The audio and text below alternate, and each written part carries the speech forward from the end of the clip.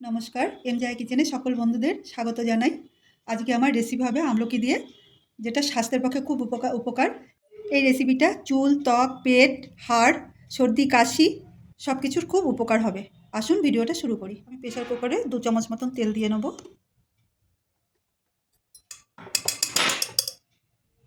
আর এরপর দিয়ে দিচ্ছি আমলকিগুলো ধুয়ে ভালো করে কাপড় দিয়ে জল শুকিয়ে নিয়েছি, ডুবিয়ে নেব যাতে প্রত্যেকটা আমলকির গায়ে তেল লেগে যায়। এরপর দিয়ে দেবো হচ্ছে হলুদের টুকরো, আর দিয়ে দেবো কিছু বাদাম। এগুলো আমি দুলিয়ে নেব, দুলিয়ে একটু লবণ দেবো,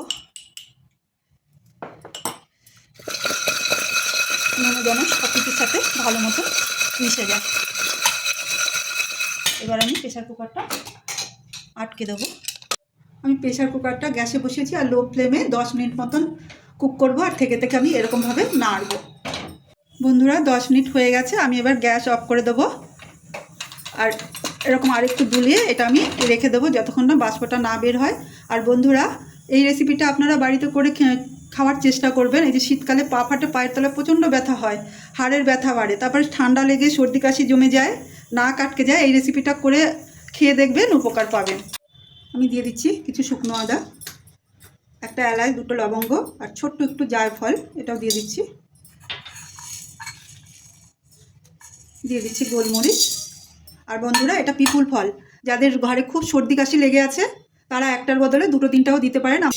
আর একটা জিনিস বলে রাখি, যাদের এই শীতে দেখবেন কাশতে কাশতে প্রস্রাব বেরিয়ে যায়, তারা এটা এই ভর্তা বা এই আমলকির এই রেসিপিটা সারা শীতে খাবেন, খুব উপকার পাবেন। কিছুক্ষণ ভাজার পর এবার আমি দিয়ে দিচ্ছি 3টে শুকনো লঙ্কা, এটা ছোটো ছোটো টুকরো করে দেবো।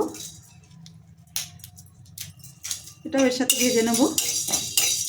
এগুলো আমার ভাজা হয়ে গেছে, আমি এবার নামিয়ে নেব, নামিয়ে ঠান্ডা করে নেব। আমি এবার কতগুলো রসুন দিয়ে দিচ্ছি। রসুনটা শুকনো খোলায় ভেজে এরকম গা পুড়ে পুড়ে এসছে। এবার আমি দিয়ে দেবো 1 চামচ মতন তেল, আর দিয়ে দেবো কাঁচা লঙ্কা, এটাও রসুনের সাথে ভেজে নেব। আমি এর মধ্যে দিয়ে দিচ্ছি সামান্য কালো জিরে, এটা সামান্য একটু নেড়ে নেব। এরপর দিয়ে দিচ্ছি ধনে পাতা, এটাও ভালো করে নাড়াচাড়া করে পুরো নরম করে নেব। ধনে পাতা পুরো নরম হয়ে গেছে, আমি এবার দিয়ে দেবো অল্প লবণ, কারণ আমলকিতেও লবণ আছে। এটা 2 মিনিট মতন নাড়াচাড়া করে আমি ঠান্ডা করতে দেবো। এটা নরম হয়ে গেছে, এবার আমি গ্যাস অফ করে এটা ঠান্ডা করতে দেবো। আর পাশে আমলকি রেখেছি, আমলকিটা দেখতে যাব। প্রেসার কুকার খুলছি আমি, দেখুন কি সুন্দর 2-1টা ফেটে ফেটেও গেছে। এবার আমি এগুলো তুলে ছাড়িয়ে নেব। প্রথমে বাদাম আর হলুদগুলো ব্লেন্ড করে নেব। এর মধ্যে কিছু কাঁচা ধনে পাতা দিচ্ছি, দিয়ে দিচ্ছি বয়েল করা আমলকি,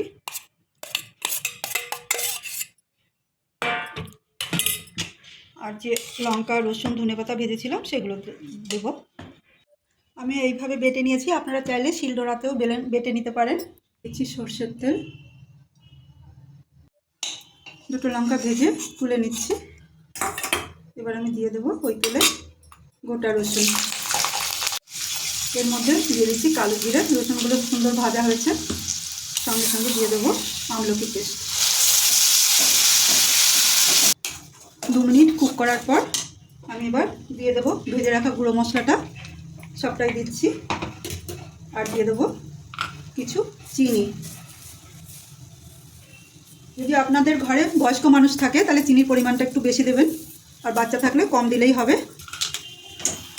আর বন্ধুরা, আমার এতে তো বাদাম দিয়েছি, বাদাম দেওয়ার জন্য আমি 1/2 কাপ জল দিয়ে বেটে নিয়েছি। যদি বাদাম ছাড়া করতে চান তাহলে শুধু এমনি বেটে নিলেই হয়ে যাবে। বন্ধুরা, যারা টক খেতে ভালোবাসেন তারা টক রাখবেন, আর যারা মিষ্টি খেতে ভালোবাসেন একটু মিষ্টি দেবেন। আর এটুকু মনে রাখবেন, যদি বয়স্ক মানুষের জন্য করেন তাহলে একটু বেশি করে মিষ্টি দেওয়ার চেষ্টা করবেন। রেসিপিটা আমার হয়ে গেছে, আমি এবার নামিয়ে সার্ভ করব। ওপর থেকে দিয়ে দিচ্ছি কাঁচা সর্ষের তেল। আমলকির ভর্তা রেসিপিটা যদি ভালো লাগে, লাইক, কমেন্ট, সাবস্ক্রাইব করার অনুরোধ রইল। সবাই ভালো থাকুন, সুস্থ থাকুন। আবার ফিরে আসবো নতুন একটা ভিডিও নিয়ে। সবাইকে ধন্যবাদ।